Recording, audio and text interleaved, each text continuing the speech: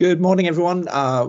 Welcome to this webinar on the annual assessment from the UK's Modern Slavery and Exploitation Helpline, looking back at what we saw in 2023. My name is Andrew Wallis.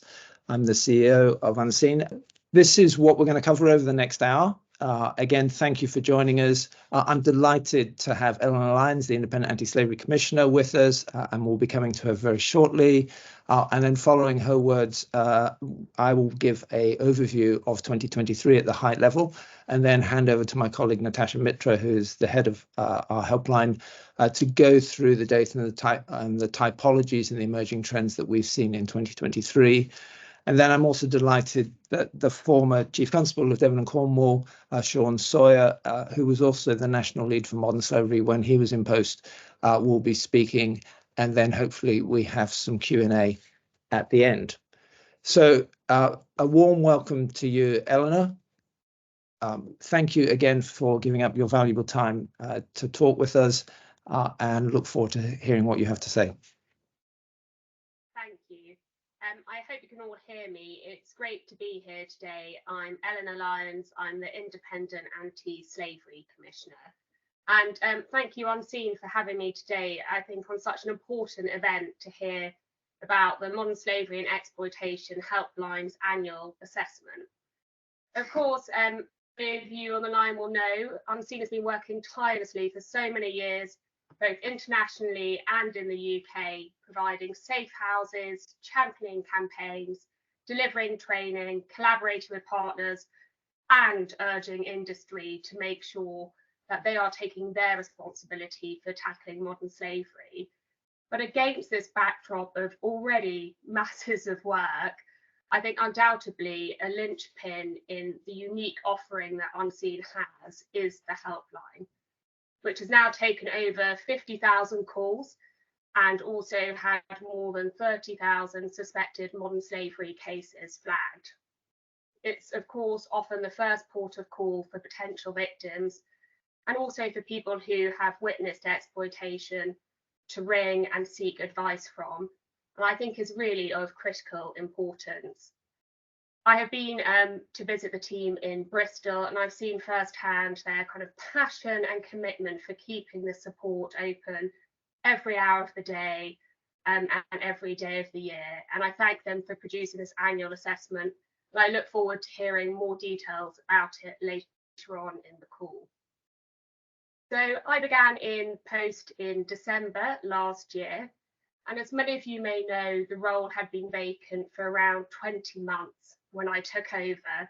So I'm in the process of rebuilding the team and rebuilding the office. And since starting in role, I've been in front of a couple of parliamentary select committees to make it really clear that I think tackling modern slavery needs to be a priority for everyone and for this government.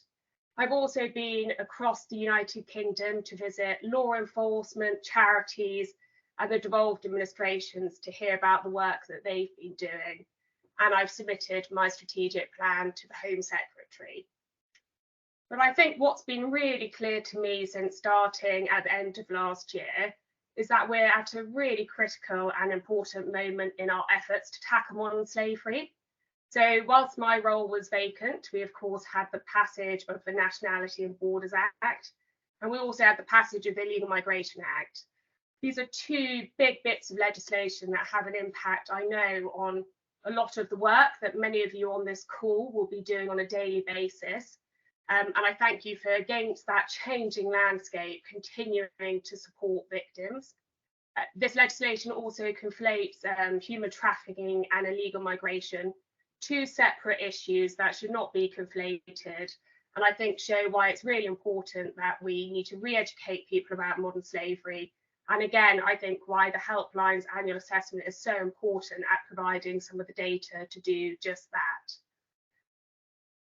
We also saw last year a record number of victims referred into the National Referral Mechanism, the framework we use to provide support for victims and also identify potential victims of modern slavery. There were record numbers of women and girls referred into the referral mechanism, UK nationals, children and young people, And we also saw a rising number of adults choosing not to consent to enter the framework at all. I think this means, against this backdrop and in a general election year, that we're at a really important moment in all our efforts to make modern slavery a priority for this government and for future governments too. So I'm really, really pleased that this annual assessment is being published at a really critical time, against a changing backdrop of legislation changing and, of course, of understanding sometimes dropping in the area of modern slavery. I think the helpline remains more important than ever, raising awareness of modern slavery and, of course, mobilising people to act.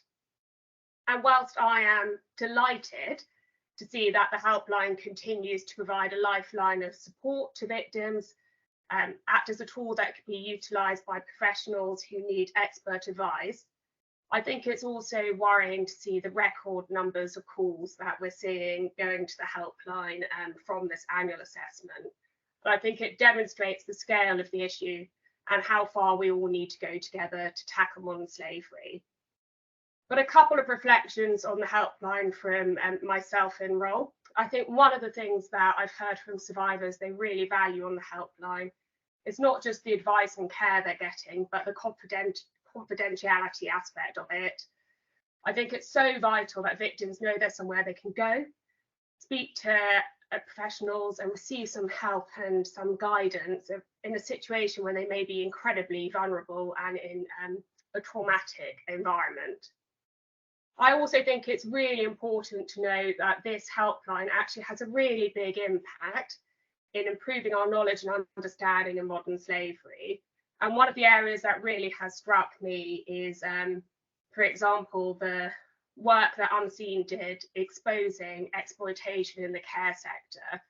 This is something which I think shows how the helpline often acts as an early warning signal to policymakers, to government, and to also those who are working across the United Kingdom to help support victims. I think Unseen was one of the first to identify the rising numbers of exploitation in the care sector. And now we see this issue being discussed in Parliament. I myself have been asked questions about it by MPs and Lords too. And we're also seeing government departments respond to some of the data that Unseen has exposed. But I think it's really important that we recognise that some of the work that Unseen exposed in the annual assessments has a very big impact on policymakers across government, although of course there's still more that we would love them to do in that space. And I think this year's report is no different in exposing new and emerging trends that I know Natasha is going to speak us through. And whilst there's small numbers at the moment, I thank Unseen for sharing this data and knowledge with us. I think it helps us to understand some of the things that may be going on behind closed doors that are sometimes the tip of the iceberg of our understanding. And I think it can also act as a barometer for us understanding some of the future directions of travel of where we may see exploitation go. It's also very helpful for me because as Independent Anti-Slavery Commissioner, are we working to improve our knowledge and understanding of modern slavery and look at the evolving nature of it and the scale of the threat. So I'd like to kick off this call by saying thank you all very much for joining. I look forward to answering any questions there are at the end. And I also look forward to hearing the kind of detailed assessment of the annual assessments helpline calls, which I think are really, really important, and I look forward to seeing the presentation. Thank you, Andrew.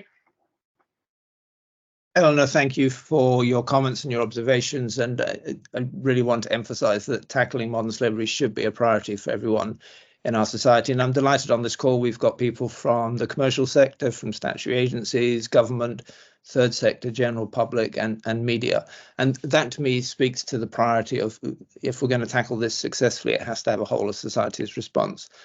And secondly, I think your really important point is that we do need to re-educate people and politicians around the issue of modern slavery. So thank you again for that. I am just going to jump back to the screen. So what I'd like to do before handing over to Natasha, who knows far more about this than I do, is just give a high-level overview of the helpline and what we saw in 2023. And in 2023 and continuing into 2024, the context that we find ourselves in is very different from just a few years ago. As Eleanor said, primary legislation has been passed that now works counter to the landmark Modern Slavery Act of 2015. And I think we're already beginning to see that it is making it more difficult for victims of the horrendous crime of modern slavery to access support and are more fearful than ever to come forward. We have seen the reconflation of what should be separate issues of immigration and the crime of modern slavery. 2023 was also a really significant year for Unseen as we recognised 15 years of our existence dedicated to supporting and raising awareness of the plight of those who are most vulnerable in our societies. We established the helpline in 2016, and it has become integral to not only the organisation, and I think is coupled with our ongoing and wide range of activities, but I think it is also integral to the UK's response to modern slavery. And as Eleanor said, and as we often say, it often acts as the early warning system of the developments and the trends of exploitation and slavery in the UK. The helpline is a UK-wide service, but we also take an increasing number of calls from around the globe. We are confidential and we are independent, and I think that makes us more accessible to those who don't feel able to engage with statutory agencies, perhaps due to their immigration status or if they've been involved in criminality, often as the result of their exploitation, or they want to remain anonymous for any other reason. We are 24/7, we're available 24 hours a day, 365 days a year, and we have access to interpreters in over 250 different languages. Our specialist staff are fully trained, it is extensive training, and ready to accept calls from potential victims themselves, from businesses wanting to tackle the issues in their supply chains, members of the public concerned about something that they've seen, and professionals, including members of the statutory agencies, NHS staff, solicitors, etc., who are often encountering potentially a victim for the first time and aren't quite sure what their responsibilities are and what they need to do. We are trauma-informed and person-centered, so if there's an adult who is not at an immediate risk of harm, we intentionally go at their pace and are led by what they want in terms of action. And often we see multiple calls as potential victims are establishing trust and the confidence that they can speak to us about their situation. We intentionally have a collaborative approach, so we have a lot of partner agencies that we refer to and work alongside. And if you are on the call and from one of those partner agencies, an enormous thank you from me to you. And again, just want to reiterate that this is a complex problem and a complex issue that requires us to work together and work alongside. And we're contactable in a number of ways, obviously through the phone number, a free phone number that's available 24/7 on 08000 121 700. It trips off the tongue, but we're also contactable through our online web form, which you can find at the modernslaveryhelpline.org website or via the Unseen website. We've also recently redeveloped our app, which is a great tool for frontline professionals. It contains lots of information about the indicators of modern slavery, legislation, your duties as a statutory agency, and a contact form, which directly feeds into the helpline.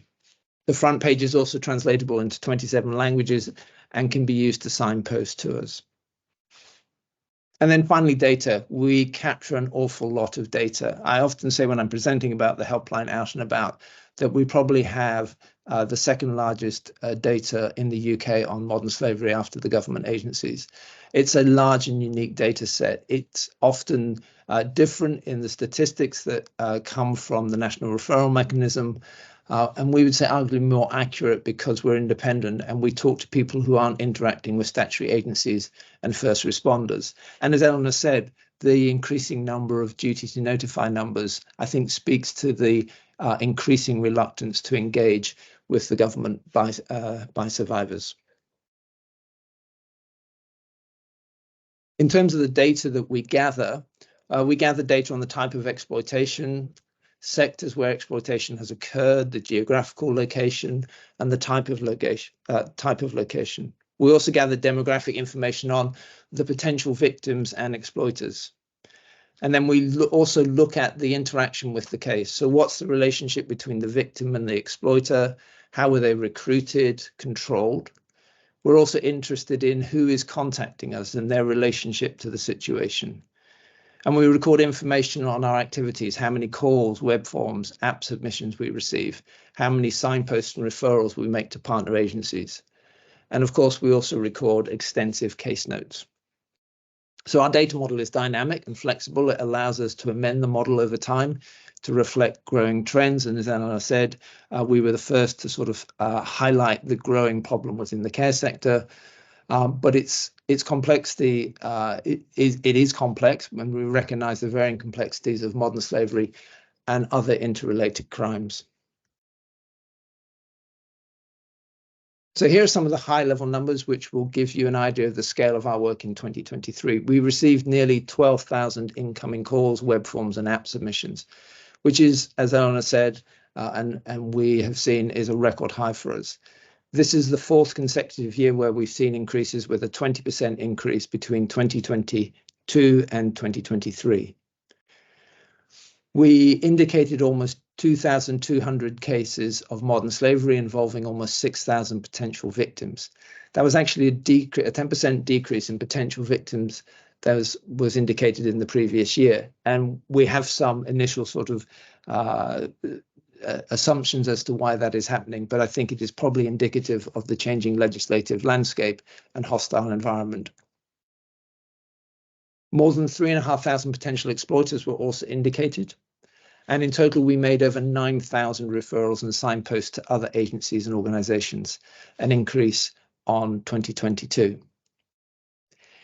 Each year, different nationalities come to the fore, with the diversity of potential victims continuing to grow. In 2023, 106 different potential victim nationalities were indicated, which was an increase on the previous year's figure of 99. So it is a problem that is both global and local simultaneously. This graph is just a comparison of the incoming helpline calls in 2022 and 2023. During 2023, the helpline received 8,367 calls, a rise of 14% on 2022's calls totals. This doesn't account for the high number of follow-up calls that are outgoing from the helpline. And maybe that's something that we want to start reporting on going forward, because there's a dynamic relationship between calls coming in and calls going out. The highest monthly call volume in 2022 of 708 was surpassed in each of the 5 months during the spring and summer of 2023. And helpline calls peaked in March, where there were 820 calls received.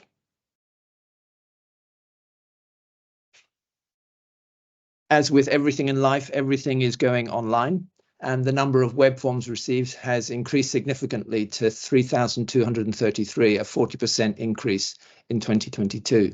There was a particular marked uptick during the summer months, often linked to the seasonal nature of work in several sectors and where we received information. The peak was in June, when we received 425 web forms. The helpline is continuing to expand the breadth of partner websites that host the helpline web form, which I think is also speaking to why there's a sustained increase year on year. We are aiming throughout 2024 to keep expanding, with more charity, statutory and business partners hosting the helpline web form on their respective websites.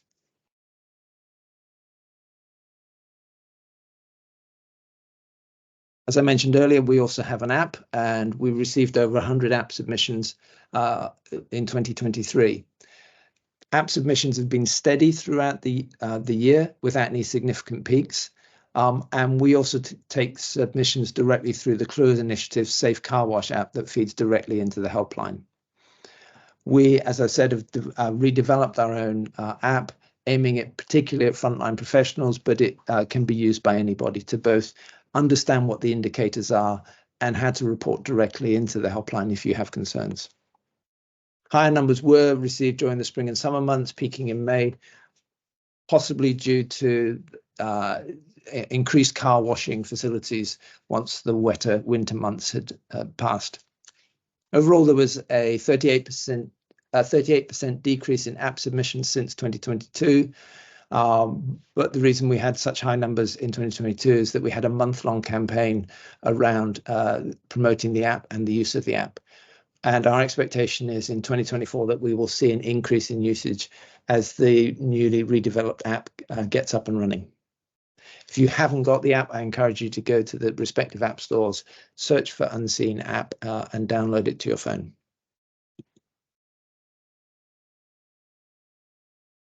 Within each helpline case, the demographics are something that we track. We track the demographics of potential victims and exploiters, and we capture it to create a deeper understanding of those involved in modern slavery. In 2023, the helpline raised a total of 2,185 cases, which was a 16% reduction in the number of modern slavery cases raised from 2022. And again, I think we've already alluded to why we think that is. But in addition, the total number of potential victims indicated in these situations was also down by 10% to 5,876 individuals in total. Where age status is known, the vast majority of potential victims indicated to us were adults, 2,309, with 340 minors indicated in modern slavery. The gender breakdown of potential victims has remained at 50-50 between male and females, and we saw no change in 2023 over those statistics. We did see 3 transgender potential victims recorded on our system, 2 transgender females and 1 transgender male. In terms of nationalities, as I said, 106 different potential victim nationalities were indicated in 2023. Since the helpline was founded in 2016, Romanian potential victims have been the most prevalent every year until 2023. But in 2023, India jumped to the top of the pile with 242 potential victims, and Tash will talk later on why this might be the factor. Romanian potential victims have still been indicated in high numbers. However, the helpline recorded a 35% decrease from the year before. In 2023, we saw sizable increases in both Nigerian and Pakistani nationals compared to 2022. And entering the top 10 were Zimbabwean, Filipino, and Brazilian nationalities, who are all new to the top 10. And what you may have picked up is that within our top 10, for the first time since we started the helpline, UK nationals are not in the top 10. As well as potential victims, we also look at potential exploiters nationalities, which again differ from the previous year. In 2023, Albanian potential exploiters became the most indicated, overtaking Libyan nationals who'd been indicated at the top in 2022. Whilst we didn't see a particular change in the number of Albanian nationals reported, there was a 55% drop in reports of Libyan exploitation. We also saw a 49% reduction in Romanian potential exploiters reported. Saudi Arabia and Nigeria were new to the top 10 list in 2023, following a 125% increase in potential exploiters indicated from Saudi Arabia. But what you will also notice in our 2023 figures is that UK perpetrators moved up into the top 3. As the diversity in terms of potential victim nationality increases, so does the number of languages used. As a person-centered service, using interpreters allows us to have a live 3-way conversation with people in their preferred language. 63 different languages were used during interpreter calls in 2023, up from 41 in the previous year. As well as the number of languages used, our interpreter usage has also risen. 1,621 calls were handled using interpreters, a 20% increase on the previous year. In total, 593 hours of interpretation calls took place over the year, which is almost 25 solid days. Arabic continues to be the most used language, and we saw a 40% increase in those calls. 20% of interpreter calls in 2023 were Arabic. Calls in Albanian also increased by 28%, pushing it up to from third to second as the most commonly interpreted language. Although the helpline is a UK-wide service, we do receive calls from abroad as well as calls relating to situations overseas. In 2023, the helpline was contacted about 760 situations that took place outside of the UK or involved the UK in another country. 343 were assessed as modern slavery cases. That's a 33% increase in international situations reported and a 6% increase in situations of modern slavery. The largest proportion of international modern slavery cases related to labour exploitation, comprising nearly 40%. We saw increases in reports of both sexual exploitation and domestic servitude overseas, but the most significant change was a 136% increase in criminal exploitation cases. Libya continues to be the country where the highest number of international modern slavery cases were indicated. Coming back to the UK, 1,336 modern slavery cases were indicated within the UK, and you can see the breakdown by country on the screen. We saw a reduction in total modern slavery cases, as we've said before. Where you see the increase at the UK, we record the UK when we're informed of a situation that has taken place somewhere in the UK, but we're not aware of the specific country that exploitation has taken place in. Referrals submitted in 2023 reduced by 16%, which aligns with the drop in modern slavery cases that we saw. In 2023, the helpline submitted 1,845 referrals and made 7,222 signposts. The biggest beneficiary of helpline referrals has been law enforcement, and 2023 was no different to previous years, with 70% of all referrals submitted to law enforcement. The organisation in receipt of the highest number of referrals continues to be the Metropolitan Police Service, with 223 referrals in 2023. The number of referrals to UK visas and immigration has risen slightly from 169 to 181 to become the second most referred to agency in 2023. Referrals to UK VI are to request they act as a first responder for potential victims residing in Home Office accommodation or who have an open asylum claim. We also made 169 referrals to HMRC, usually for labour abuse cases involving non-payment of national minimum wage, making it the third largest recipient of helpline referrals. Tash will now take over from me and walk you through some of the more in-depth data analysis. Thank you, Tash. Thanks, Andrew. Yes, we're going to talk through each of the four main exploitation types and go into a bit of detail.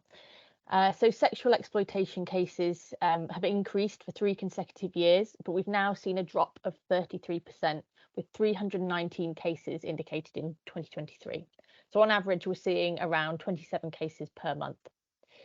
Whilst cases have dropped, the number of potential victims have remained fairly consistent, with 827 recorded. So the average number of potential victims per case has actually increased.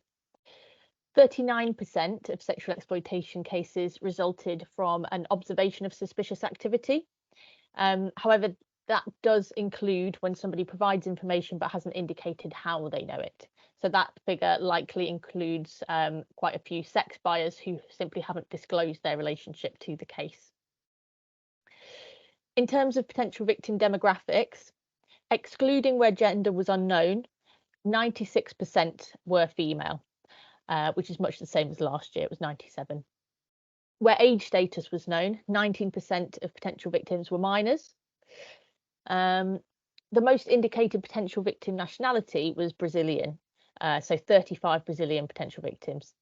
So where nationality was known, this is 17% of sexual exploitation potential victims that were Brazilian, compared to only 13 the year before. So that's a 169% increase. In 2022, Thai nationals were the most prevalent, following a huge 880% increase. So there were 49 Thai victims last year, but this year only 18 were indicated, so a massive spike and then dropped off again. In terms of location, private homes and the internet were still the most common for sexual exploitation. Following that, brothels, the street, and hotels and motels complete the top 5. The most common form of modern slavery we see is labour exploitation. So we saw 759 cases involving 3,416 potential victims. So that comprises 35% of all modern slavery cases indicated to us in 2023 and 58% of all potential victims. In 2021, the number of male potential victims indicated in labour exploitation was almost 5 times higher than females. That gap then narrowed in 2022 and again in 2023. So now it's 2.1 males indicated for every 1 female. So that increasing proportion of females in labour exploitation is in part at least attributable to women exploited within the care sector. For the second year in a row, Indian nationals were the most commonly indicated within labour exploitation, again due to exploitation in the care sector, where a lot of migrant care workers are indicated from a range of African and Asian countries, but by far the most prevalent is India.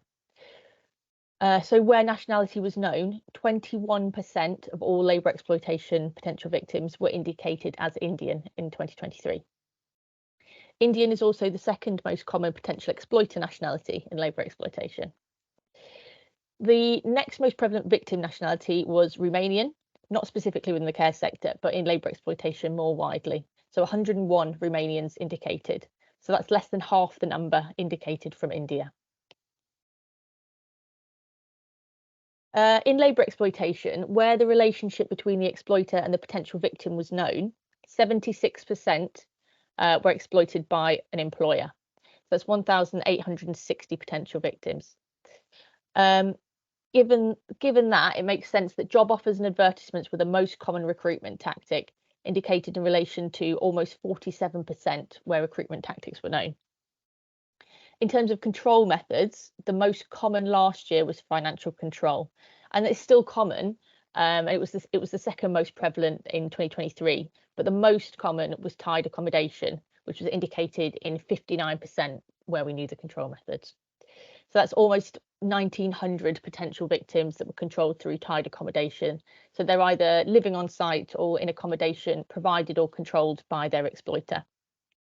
Fear of becoming homeless makes people stay in a lot of really awful situations. Overall, we've seen a drop in modern slavery cases and potential victims. And we've also seen this in labour exploitation specifically. Despite that, though, we've seen a 30% increase in care sector potential victims and a 32% increase in care sector cases. So where sector information was recorded, this equates to 20% of labour exploitation cases and 28% of labour exploitation potential victims that were indicated within the care sector. So in 2023, the care sector has become the most indicated industry for the first time, with 140 cases involving 918 potential victims.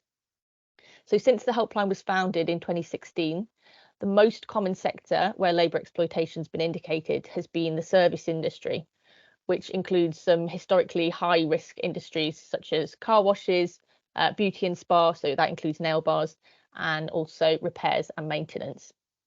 So a similar number of cases were indicated in the care sector, 140, and the service industry, 137, but far more potential victims indicated in the care sector.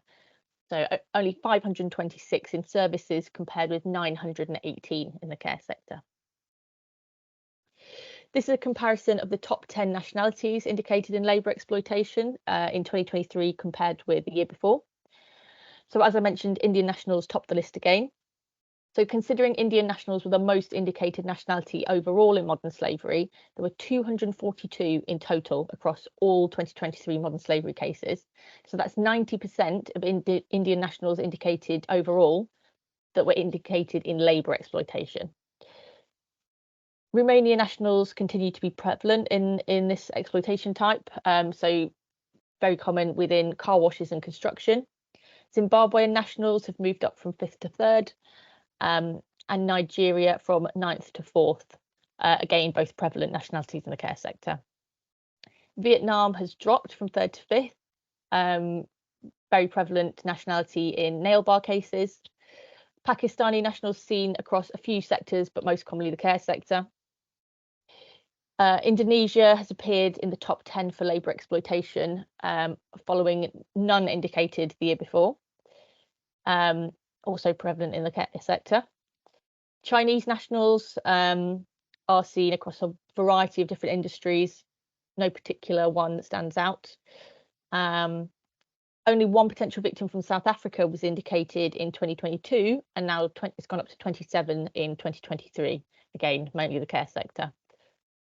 Philippines, also new to the top 10, a few different industries, but the biggest one is also the care sector.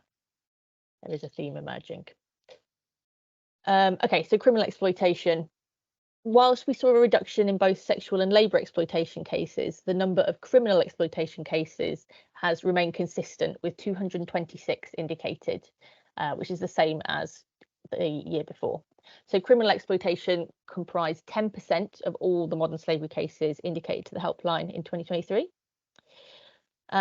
Potential victim numbers, however, increased by 21%, with 385 indicated, meaning that the number of potential victims per case has risen from 1.4 to 1.7. Where gender was known, 65% of potential victims were indicated as male, with the remainder indicated as female. Where age status was known, the majority of potential victims were reportedly adults. However, 18% were indicated as minors, so that's 42 minors, up from 32 the year before. Potential victims of 21 different nationalities were indicated in situations of criminal exploitation, with Albanian nationals the most prevalent, so 40 Albanian nationals indicated, which is up from 34 the year before. Romanian nationals, previously the second most indicated, dropped by 41% to 5th place. Filipino nationals replaced Romanians in second place, indicated 25 times in 2023, following no Filipino nationals indicated in this exploitation type the year before. Syrian nationals became 4th most prevalent, also having not been indicated at all last year in 2022. When we looked at potential exploiters, Albania again topped the list. Romania historically has been second, but dropped down to 4th with only 2 potential exploiters indicated. So a few changes there in terms of nationalities. The most indicated recruitment tactic in criminal exploitation situations has changed. So the year before, this was through befriending. However, in 2023, the most common was a job offer or advertisement, indicated 43 times. So that's 153% more than in 2022. Also prevalent were false promises, as well as coercion, so including threats and blackmail. In terms of what kept people in criminal exploitation, where the control methods were reported, confinement or restricted movement were indicated in relation to 79% of criminal exploitation potential victims. Following that, physical abuse, tied accommodation and monitoring were also widely reported control methods.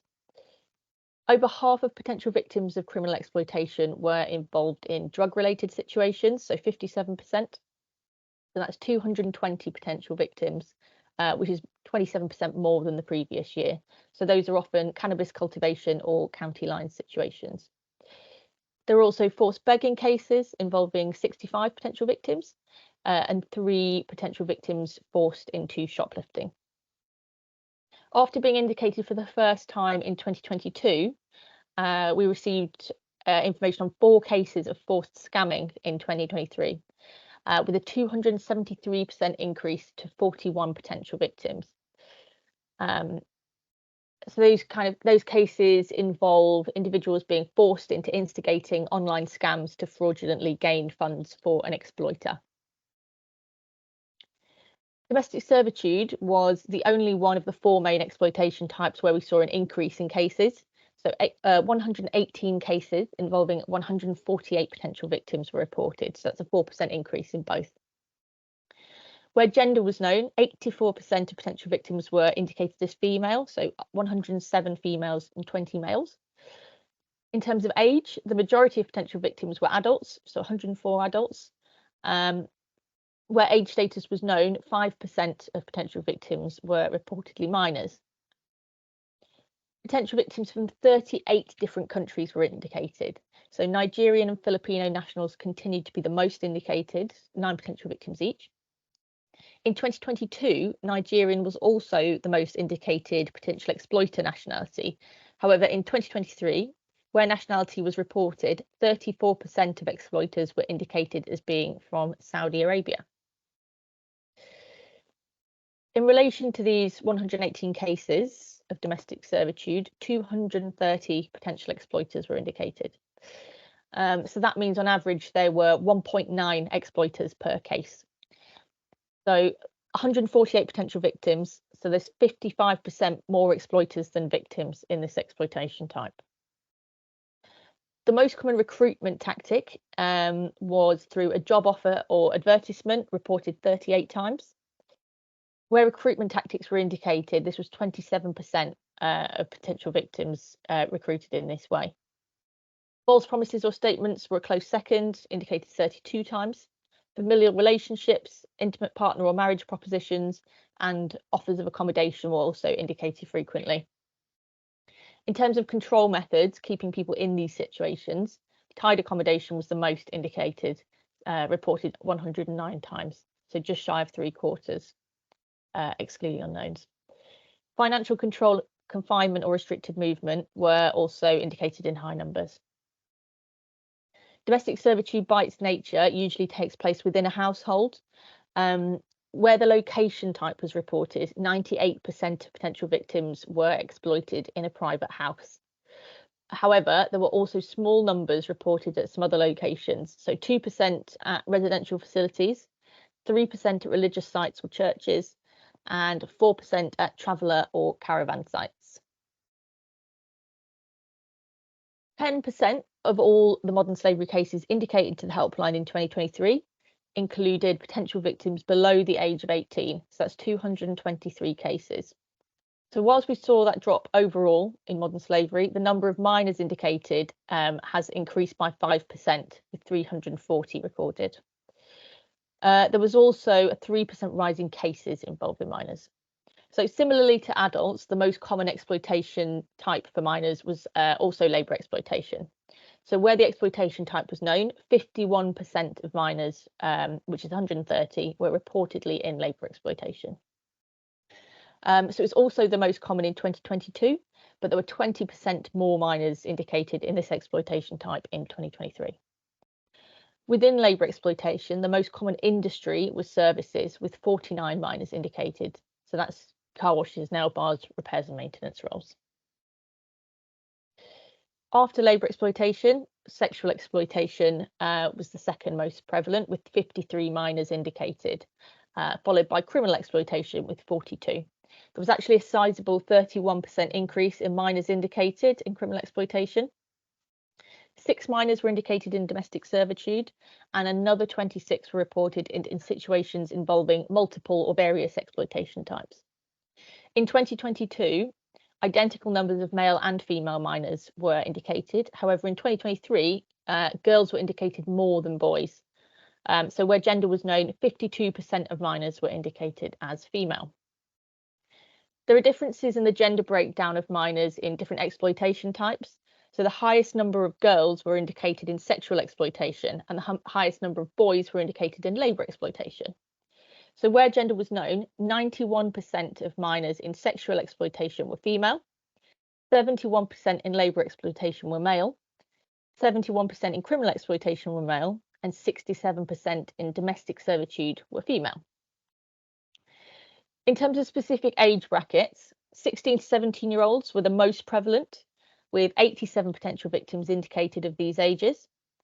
13 to 15-year-olds were slightly less prevalent, 44 minors, and 12 and below was the least common, so 22 minors indicated there. In 2022, the 13 to 15 age bracket was the most common for sexual exploitation, criminal exploitation, and domestic servitude. So that's changed. In 2023, labour exploitation was the most common exploitation type in every age bracket. The nationalities of minors indicated in modern slavery are, they vary from adults. So across all modern slavery cases, Indian nationals were the most prevalent overall. However, when we're looking at minors, only 4 Indian minors were indicated. So for minors, the most common victim nationalities were Turkish and Vietnamese. So Vietnam also features in the overall top 10 list, where it's 4th, but Turkey does not feature in the overall top 10. As well as modern slavery cases, we also deal with quite a lot of labour abuse situations. So whilst we saw that decrease in modern slavery cases, we saw an uptick in labour abuse cases. So they increased by 11%. So we saw 516 cases indicated. There was also a 2% increase in labour abuse potential victims, with 1,799 indicated. The most common indicator reported to the helpline in these situations was non-compliance with national minimum wage. So that was reported in relation to 1,179 potential victims, which is 66%. Long or excessive hours were also prevalent, as was harassment or intimidation. Similarly to labour exploitation, the most common sector where labour abuse was reported was the care sector. So there was a sizable increase in instances of labour abuse here, with a 250% increase in potential victims, 239% increase in cases. So that's 564 potential victims across 156 cases, bearing in mind there were only 46 cases the year before. Following this, service industry had the second most potential victims indicated, so 60 cases and 218 potential victims, which is around half of what was indicated in 2022, so a sizable reduction there. Hospitality had the second highest number of cases and the third highest number of potential victims, 69 cases, 193 potential victims, so ever so slightly less than the year before. There were more labour abuse cases and potential victims indicated in the care sector than in hospitality and the service industry combined. In terms of nationality, again, this varies from labour exploitation, with the most commonly reported being people from Zimbabwe, of which there were 83. This is a nationality that, again, is prevalent in the care sector. We've seen a huge increase of 822% from only 9 Zimbabweans indicated in labour abuse the year before. Indian potential victims were the second most prevalent, however, less than the year before, which is interesting as we've seen consistently high numbers of Indian nationals in labour exploitation. Third most prevalent were those from the UK, where we saw a 60% increase. Historically, we've seen more male than female potential victims in labour abuse, which varies from modern slavery cases where it's broadly a 50-50 split. So in 2023, where gender was known, there were still more males indicated in labour abuse, but we saw a 25% increase in the number of female potential victims indicated. So 61% male, 39% female. And that's likely attributable to the care sector. Where age status was known, the vast majority of labour abuse potential victims were adults, 97%, with only 21 minors indicated in labour abuse. In terms of locations, business premises are consistently the most common indicated. So 342 potential victims exploited on business premises. The year before, farms were the second most common, followed by restaurants, takeaways and pubs. However, in 2023, private houses and residential facilities were joint second, both indicated 150 times. And that's certainly attributable to the care sector, encompassing domiciliary care workers working inside people's houses and those working in care homes, residential facilities. So during 2023, there were a few new trends. So the number of modern slavery cases dropped slightly, which could be an indication of the fact that more vulnerable people are contacting the helpline with issues akin to modern slavery rather than those assessed to meet the threshold. So that could be because of several issues, but one of those is the changing policy landscape surrounding the UK government's focus on reducing immigration. So this may mean more vulnerable people with irregular status contact the helpline for support. So in 2024, the helpline hopes to establish more referral routes with local frontline services across the UK to ensure that all victims of modern slavery can access support, even those who become ineligible for the NRM due to the Illegal Migration Act. Despite this overall drop in modern slavery reported to the helpline, situations involving minors increased. The helpline is contacted by a range of callers, including parents, teachers, social workers, and sometimes child victims themselves. So this rise in child victims specifically relates to increases within labour exploitation and criminal exploitation. So Unseen continues to tackle this rising issue through awareness raising campaigns and providing tailored training to schools and local authorities. Exploitation in the care sector is still on the rise, not an emerging trend, but a sustained one. So to increase support for the sector and ensure all parties involved in international recruitment through the health and social care visa are working collaboratively, Unseen is establishing a care hub. The hub will provide an opportunity for partners to work together and seek practical solutions. A lesser known type of exploitation that was only reported to the helpline for the first time in 2022 was organ harvesting. So vulnerable people forced or coerced or deceived into giving up one of their organs, usually in the promise of receiving a cash payment. In 2023, the helpline saw an increase in these cases. Although still small numbers, it's a worrying trend that we intend to monitor closely. Forced scamming that I mentioned is another lesser known form of exploitation. So these cases involving groups of individuals forced into participating in online scams to fraudulently gain funds from unsuspecting members of the public. So these can be scams involving cryptocurrencies or often romance scams. So since this form of exploitation was first indicated to the helpline in 2022, the number of cases and potential victims reported in such situations have increased again this year. Last year, 2023. Another worrying emerging trend is that of forced surrogacy, which was indicated to the helpline for the first time in 2023. So these cases involve young women being coerced or forced into entering an agreement to carry a child for another individual or couple. So that's it for me. Thank you very much for listening. I'll end by saying a big thank you to all of the helpline team who have expertly handled all of these cases. And to the data team who collate and analyse all of this information into something usable. So I'll hand over now to Sean Sawyer, our closing speaker.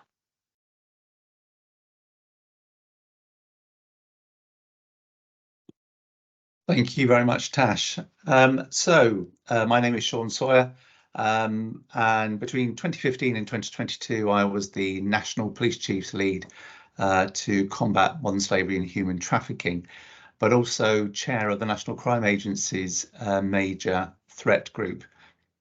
That architecture still exists today, and the UK fight against modern slavery and human trafficking, which first came to notice in 2015, is now well into moving through, bringing awareness, bringing insight, but it also needs to bring action. And the helpline is an integral part to that rich picture. Many of you know from the times of counterterrorism that people speak of a rich picture of information, community-based information, intelligence agency information, police information, but increasingly in terms of modern slavery, the rich picture information from the helpline is critical. And the reason why it's critical, Andrew touched upon, is that it's different. It's different for a number of reasons. It's different because the sources are trusting. It doesn't have the hand of organisations like policing upon it. It reaches across sectors, the agricultural, the construction, the car wash, and also increasingly, as we see, the care sector, as Tash touched upon, and also the sex working industry. The helpline is a place of haven for many victims, but it's also a place of information for very, very many frontline responders. So I just touch back to that architecture, the rich picture that is aware and cited to NGOs like Unseen, but especially through the helpline. It's essential that that is brought into national policing and the national assessment by the National Crime Agency. And certainly as chair, I looked to the data from the helpline as part of that analysis, because it can both assure you that you're looking in the right place, but it can also point where you should be looking. And as I say again, and Eleanor touched on it, the role of the Independent Anti-Slavery Commissioner, absolutely critical as an independent voice, in the same way as the helpline is an independent information stream, cited the United Kingdom to concerns in its care working industry and its visas. But importantly, this helpline touches lives. I know of very many cases, I would say probably across my time approaching hundreds of cases, where a call to the helpline enabled frontline responders to protect and interdict a victim of modern slavery. And certainly tens of dozens of cases where information to the helpline were developed into intelligence that have brought offenders to justice, people who even today are serving times in prisons in the United Kingdom. But the helpline's work is for everybody. And I listened when Andrew said that there were people from the private sector there, and this journey of almost a decade now, we've seen certainly food retailers, agriculture, construction, and the health service come online. But I should be able to think immediately of dozens of other sectors. And if you're frustrated, listen to me and you are playing your part, I'm extraordinarily grateful. But as law enforcement, we need everybody to feed in to the helpline or whatever medium you have of reporting. Obviously, you can report direct to the police and you may well be working with other NGOs. But Natasha's ability to start to set out the typology of victims and typology of offenders, Andrew's point that with this helpline, you can look at geography, you can look at demography, you can look at victims and perpetrators and the public to safeguard and protect people. But an important tool of this helpline is the information it provides to prevent. The best way to stop modern slavery is to prevent it in the first place. And the data sets that are available here indicate the sectors that need a help and are clearly doing work to take a preventative approach. Serious and organised crime will always find another victim for modern slavery. It is by nature the commodity it thrives upon. The ability to arrest and convict one's way out of this is obviously going to have an impact, but ultimately it'll fail. It is the areas of prevention that were touched upon. And I think I was struck that if surrogacy and certainly that issue of scamming in a digital age are areas that law enforcement will need to look at very closely from this data. And certainly the health service will need to look at very closely in terms of surrogacy. This risk picture reflects the changing face of modern slavery and human trafficking. The means to interdict it will need to respond to that. But importantly, the areas of technology, movement of cash, movement of peoples are key areas where victims, perpetrators, and the public, including employers, interface, and therefore call to the helpline of any concern or call to the helpline seeking advice and guidance, or as relevant to any law enforcement officer as it is to any employer and to any member of the public who has a concern. In closing, I would say that the United Kingdom has a problem with modern slavery. The problem is it lifted the stone and it looked and it saw and it found. I wouldn't say it's at a crossroads, but it's at an important point. It is still a high priority national threat. Data sets available such as the helpline and insight from Unseen, but many other NGOs, from the service industry and from major industries that are being undermined by serious and organised crime need to work as a collective. And the signals from government are really pivotal at this time. Can I thank the helpline and the people of Unseen for the decade of contribution that they have made, and certainly in the last 5 years, the significant inroads they have made. It is an incredible advance, but it is still a step on a journey. And the contribution from everyone on this call as a part of that journey to not just bring offenders to justice and safeguard today's victims is equally as important as preventing tomorrow's. Thank you. Thank you, Sean, for closing out so well. I just want to conclude with 3 points and then some thank yous. Firstly, we really strongly encourage you to signpost to the helpline, whether it's within your organization or to just any context that you have. Secondly, just to reiterate, we are committed to partnership. We can only effectively tackle modern slavery if we work out how to have a whole of society's response, and we see our part in that through all of the services that we operate as Unseen, but in particular the helpline. Thirdly, supporters, I think now more than ever, the independence of the helpline will become critical in the UK's response to modern slavery. Finally, I want to give my thanks to Eleanor, Sean and Natasha for all of your contributions and your words and your thoughtful points.